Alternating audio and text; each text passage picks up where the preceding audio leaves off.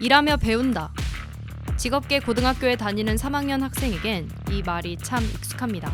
기업 현장에서 일하며 전공과 관련된 실무 경험을 배우는 현장 실습 제도에 참여하기 때문이죠.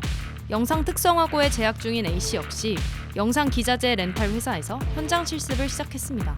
월요일부터 금요일까지 8시간씩 근무했지만 한 달 후 그가 회사에서 받은 수당은 50만 원이 전부였습니다. 최저임금의 70%만큼 급여를 제공하는 게 교육부의 권고사항이잖아요. 50만 원 정도를 받았거든요. 현장 실습에 참여한 학생은 교육 수당을 받게 됩니다. 기업은 최저임금의 70% 수준을 교육 수당으로 지급해야 하지만 기준 자체가 권고사항이라 지켜지지 않을 수도 있는 거죠. 대부분의 실습생들이 일반 노동자와 별반 다르지 않는 업무량을 소화하고 있다고 생각을 해요. 이런 상황임에도 불구하고 최저시급을 보장해주지 않는 것이 매우 불공정하다고 느끼기 때문에 기업에서 일하는 현장 실습생이 최저임금 수준의 수당을 받지 못하는 이유는 현장 실습생은 학생일 뿐 근로자 신분은 포함되지 않기 때문입니다. 2018년 2월 교육부는 이전의 현장 실습 제도를 학습 중심 현장 실습으로 바꾸게 됩니다.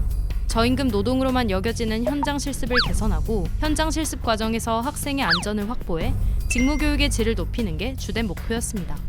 선도기업 선정, 교육 프로그램 보강 등 학습권과 관련된 규정이 강화됐고 실습생 신분도 근로자가 아닌 학생으로 규정되면서 근로계약서도 쓰지 않게 됐죠.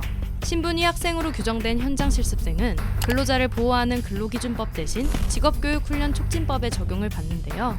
이 법 24조에는 근로기준법을 표준으로 삼아 지켜야 하는 규정 4가지가 있습니다.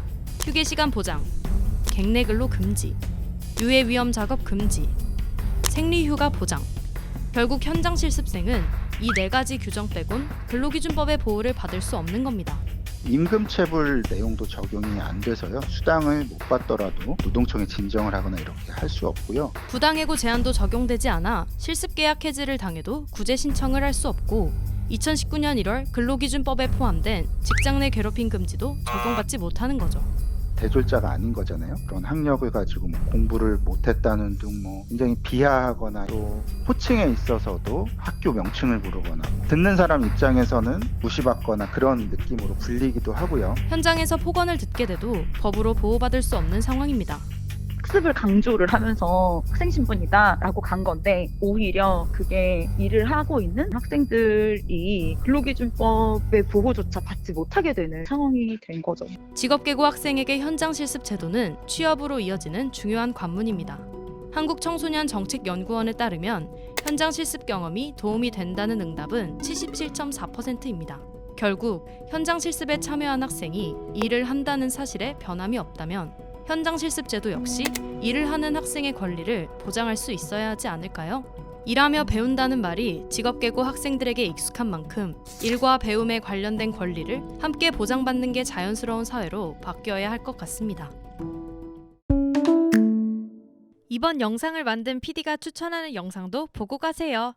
스브스 뉴스의 다른 영상을 즐기시려면 구독 버튼을 꼭 눌러주세요.